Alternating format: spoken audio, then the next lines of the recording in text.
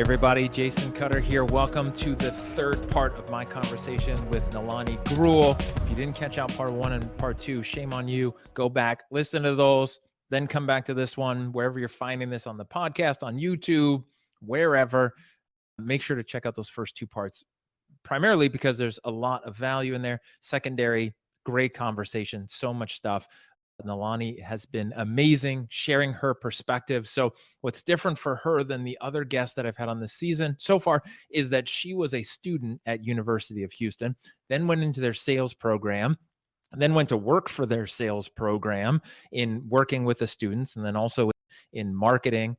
She's done sales through the program, and then she graduated and got a job with one of the university's clients that she helped sell to at one point. And so now she's in the sales force. So she went from non-business, non-sales student through the program into the world of sales, never even realizing or thinking that she would get into that. So she has this interesting perspective of inside and outside of all of it. Super excited to have you here, Nalani. Welcome to part 3. Let's talk about the future of sales. Let's talk about the future of sales. Now, what I will say is that most of my guests have a lot of experience in sales, right? So I'll talk to a professor who's maybe they sold for 25 years before getting into education, and then now they're doing that. So there's a lot of like past and what happened and how you sold before the internet versus now. You're a little bit different of a category of guests because you're just now entering the sales world and you're in your first official, let's say, outside of the school SDR role going into sales. So for you, it's really about what are you seeing now? What are you looking forward to when you look at that, right? And you look at what you learned in school, because that was even just 2, 3, 4 years ago versus now, where a lot has changed as well. Like, where do you see what you thought sales involved? And then what is it including now in, let's say, partly in technology, but also in what buyers are looking for in that evolution? Yeah, that's interesting. Okay. Technology. When I went through the sales program, it was like 2018. So it's a few years ago now. And we had just started our digital selling curriculum. Like it just became a mandatory class. And so I think my semester was like the second semester we had it as a mandatory class, or maybe it was the first as mandatory and it was optional before. And we were all trained on Salesforce, which is awesome product. You're going to use it at half the companies you work at, probably if you're in sales. And if not, you're going to use something really similar. So it's a great baseline to build on. And then we started like really leveraging like LinkedIn pretty heavy. But even now, looking at the sales program and the tools they have the students using, like now they have Zoom Info that they can use and Sales Navigator and different tools like that. And we didn't even do that when I was a student. And so now I'm getting into like the sales world and leveraging so many tools. Like we use Outreach, we use Salesforce, we use Qualified, we like all these different tools. I never even knew what they were, building out this new process. And so I definitely see like the tools and the arsenal available to salespeople growing, but it's also just because you have good tools doesn't mean you have a good sales process. So the tools aren't everything. I will say, like having a good foundation and building out that sales process really does matter. The tools can just help you get there. The buyers changing. This is cool.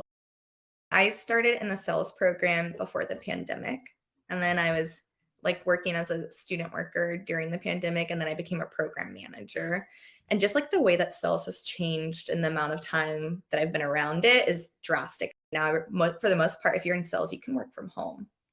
And if you're in tech sales like me, like we all work remote basically. Like even if I'm not I support the East Coast, I'm in Houston, Texas, but I don't have to physically be in the East Coast. And a lot of the sales reps too aren't actually physically in their territories anymore because you don't have to go in and meet those customers right then and there. Sometimes you'll fly out and stuff. And some jobs, like if you're in more pharmaceutical sales and stuff, you do need to be where you are, but that's like a big change that's happening too. For the buyers, I see the buyers changing, especially in this current economy, a lot. And just the way that I'm looking at people when I'm prospecting, they're going to be a lot more frugal, a lot more reserved when it comes to spending money right now. And so that's something that we have to be ready for and just anticipate those objections are coming. But two, like the way that we sell and who we're reaching out to changes as well. So the way that we sell is always going to be led with that value of luckily for us, we're pretty like we can cost optimize a lot. And so we lead with that a lot now. Whereas before that wasn't always the value that people wanted to hear about first. Now it's something that I don't think that we can win without. And the other thing is a lot more, they're changing the roles of people to involve like there's like data and analytics people that are focused on like cost optimization. So they'll have like FinServe in their title or stuff like that. And I think that those are really important people that you have to realize are going to be a part of your sales process now that maybe weren't before. Or I read an article the other day that was talking about from now on, you will be selling to the CFO and there's no way around it because companies are really tightening their purse strings and you see that in all the layoffs that are happening too. Yeah, and that makes sense, right? Is partially understanding the economy, right? And how buyers have changed or how the conversations changed and being understanding of what a company is going to do when you present them with what you think is an amazing solution and who is going to be the one who wants it and who's going to be the one who approves and pays for it. I think with the economy changing like it has over the last few years, that's always important. I think that's always like an evolution and companies changing. It wasn't too long ago that CRO wasn't a title, and then it became something in tech, and now it's more widespread. Chief Revenue Officer, trying to tie these departments together. And so you've got to always understand that and look at that and be mindful of that. I also love what you said about the tools that you had and what you were given and what you went through in school, and then now what people are getting trained on, exposed to, and then what you saw when you get out there. What are you seeing like for various people, let's say that you see in sales roles where they don't have that background, they're thrown in and they have to learn the tech or they don't have exposure to CRMs and automation and databases? Yeah, that's a good one because learning CRM is not easy. Like, I feel like that's one of the areas that a lot of people struggle with the most. And when companies are implementing CRMs or new CRMs, it's hard for them to get the buy-in from the salespeople. They don't always recognize the value that it brings either. And because of that, it's underutilized and then they'll never see the value. And so I think that those are two big things to call out. But the other thing is that when people don't have a formal sales training alongside being handed these tools and just being taught about their product, they rely on the tools too much and they stop thinking for themselves or they get into those really automated like emails that you're probably going to scan and just keep going because it sounds like a robot sent to you. And so I think that like I said before, like the tools matter, but even more so having that foundation on sales matters because you can't really do what you do without it effectively, anyways. Yeah, and I had mentioned that in part one where people who rely too much on automation, they want to scale or they just want to be as efficient as possible. Now, here's a question. Obviously, because you're in a younger generation than myself, and you're in a generation essentially born with technology without knowing your exact age, like I pretty much guess that you've always had technology available, internet, everything like that. Where does that help you? And or where do you sometimes default to just wanting to rely on the internet versus let's say phone calls, the other part? And or where do you see other people in your generation, coworkers, other students go through that balance? Yeah, I think that because we did grow up with technology, it's a lot easier for us to do a lot of that research on our own. And so we don't always want somebody to talk to us while we're doing it, like to be on our own and figure it out. And I think that's been something that's been upwards trending too for a few years now is that people have been doing more research on their own and then reaching out when they have a better idea or understanding of what they actually want. So you're coming in more towards the end of the sales process. About like the different channels, one thing that we preach a lot is like the power of multi-threading because a lot of people think that people my age don't like phone calls and they just want to keep it via email or like LinkedIn, which I will respond to you on LinkedIn. I probably won't respond to your emails personally. But a lot of times I want to just talk to somebody. And I think that's the power of multi-threading, because if you were to ask me and my 3 best friends how we like to communicate, they're going to be different answers. Like one of us will say texting. I hate texting. Do not text me. But like you can call me and I'll probably answer your phone call and talk to you. Or somebody else may say they love to talk to you on LinkedIn and that's the only way they're going to respond. So the power of multi-threading is that you have no idea, and it doesn't matter your age. Everybody prefers something different. So that's why the importance is to tie all 3 of them together, hit them on every channel, and then you'll see where you find the traction. And I'm going to reiterate it because it is so important. Again, it's not generational, it's personality. If anybody calls me, even though it's what I help people with all the time is the phone calls, if somebody calls me and I don't know who you are, I'm not answering it. Like my personality type is I don't want to deal with it, and or I'm busy and it's a distraction. If you want to, we can set something up. So it's not even a generational thing. It's a personality thing where it's up to that person. So I love what you're saying about the multi-threading. When it comes to the kind of the future of sales from a tech side, what are you most excited about that's in place now that you're using, or that coming, or you hear people talking about? I don't know how they let me into tech sales because I fight technology. Like I never use it. Like I haven't updated my phone and I can't tell you how long. I actually reached out to IT and I was like, I'm having an issue with my internet. It keeps closing out. They're like, did you update it? And I was like, you can update your internet? What are you doing here? I'm like, I have no idea. Like honestly. So I fight pretty hard against utilizing technology to its full advantage. The tool I'm most excited about, okay, there's probably a couple. So outreach, I love outreach. And if you're fighting against using outreach, please stop, because it is like the best thing ever. If you don't know what it is or you've never used it, basically it's just a tool that automates the sales process for you slightly. So what I mean by that is you can add people into what's called a sequence that just lays out every step you're going to touch this person on. So whether it's phone calls, emails, LinkedIn messages, and it lays it out through a period of time so that I don't have to think about it anymore. I add them to the sequence. I can customize it all up front to fit this one person. And then it leaves the back of my mind, and it'll pop up every day with what task I need to do for them next. And there's like left brain people that are very organized and right brain people that are very creative. I am of the right brain, which means I am not naturally organized. So if I were to email somebody one time, likelihood I'm going to remember to call them in 3 days is very slim. But with outreach, I don't have to do any of that. So I love that. That's like my bread and butter. Another tool that I think is really cool and I use a lot, it's not direct sales, but it's called Glean. And it's basically like an internal Google. I think a lot of salespeople don't always use their assets to their full abilities. So anytime I'm looking for something to send a customer, looking for extra assets, I can just go in and Google or Glean it, and it'll pull it up from any of our like Salesforce, we use Gmail. So anything from our Gmail suite, anything from any articles we've posted, anything from our website, it scans all of it and brings it all up like you're Googling. It's so cool. Makes my life easy. I love it. I think that's so important. Most salespeople act like they're in a bubble or think they have to know everything, think they're not supposed to know everything. Or you get the group that's like very private and they don't want to share anything they know because for some reason they think there's a scarcity on info in sales.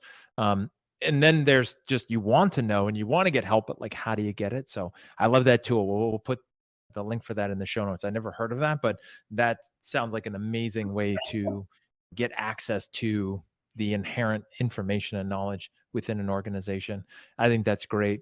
When you look at the future of sales for buyers, so obviously we have this economic time. We're recording this in March 2023, which is what we were alluding to when you were mentioning earlier with how buyers have changed and companies reorg and dealing with the CFO. But even more than that, like the future of what buyers want right now or in the future, what do you think they're going to want more of? What do you think they're going to want less of from a salesperson? Yeah, I think it's trending, and sales is becoming a little bit too salesy, and the way that people are outreaching a lot, and like less of that customization and more of those just automated emails, because now we have the tools we can automate and everybody wants to, but there's also a tact to it as well. And I think that's something we talk about a lot in our company is like My global director, Marissa, will show us her inbox, or my CRO will, and be like, look at all these emails I got. Look at all of these that sound exactly the same. And they all start with I noticed, I saw this. It's never about them. So I think that more and more people are going to want you to appeal to them and acknowledge that they are a real human and have that level of personalization. And I think that they want that sales process. I think this is going to continue to stay true. I don't think it'll ever change, but they want it to be about them. Like, they want you to ask questions. They want you to understand what their problem is. They may not always come out and say it. And a lot of times, like, I feel like people shut sales down right away, but the more you can get them, the more you can show them you're there to actually ask those questions and understand, the more likely they are to open up. And I think that's something that's never going to go away. So I think moving forward, they're going to want less of the automated outreach, more customized, more personalized to them and tailored. And they want you to know what their problems are and to solve those. Got it. I love it. And what's interesting is I think that's always been the case. It's always been what people wanted, but they didn't know they could demand that or not work with people who didn't give them that sales experience. And I think people are realizing, like, wait a second, there's enough competition out there. I can pick who I want to work with and what I want to tolerate and what I don't want to tolerate. I also have that same inbox issue where I go through and if anyone's listening or watching this, please stop the, hey, first name, haha, just kidding. I know your name is Jason. Like, everyone's using that same template. So gross. Please stop. The first time I saw it, I was like, wow, you really broke your automation. And then I realized they're trying to be funny and they got my attention, but they didn't get it in a way that made me happy. And then I've seen it dozens of times from different people all copying that same thing. Just because somebody does something doesn't mean it works, doesn't mean it should be copied. That's the biggest thing. And again, I love what you said about appealing to people. What do they want? Making it about them. It's got to be about them. What are they looking for? How can you help them? Last question on this. What do you see as being in this now and of a tech generation, things like AI, and where you think that will fit in to help or hurt sales? I feel like it's something that a lot of companies are focused on, is across the board, and everything, including sales, is adding and implementing more AI, because you can see if it's automated, it's less time that a SDR or an AE has to spend on it. I think some of that's good, and I would be lying if I said I had zero automation in any of my sales processes. I definitely do. But where I see it becoming a bad thing is when people start talking about, if we have this happen, like, you don't need the salesperson to do that anymore. So I don't think that the sales profession will ever go away. You'll never have a moment in time where you don't need to actually have a physical person in the sales role, because a computer can never truly understand. A computer can't place the value in sales like a person can, and they can't relate to that person like a person can. So I think that the danger line is when you start overcompensating with AI too much. That's when you get into those messages that people are going to start ignoring. You tarnishes your brand a little bit as well. Yeah. And it's like what you said as well with the technology, the tools, the sales enablement, right? Like, having it is good. You got to know how to use it and when the right time to use it. So right time for automation, no matter what you're doing. There's times where that just helps you scale or do follow-ups, or like you said, even having technology like outreach where it's just giving you a sequence and telling you, okay, today you need to do this with this group of people, and then AI helping you in certain ways. And then you're right.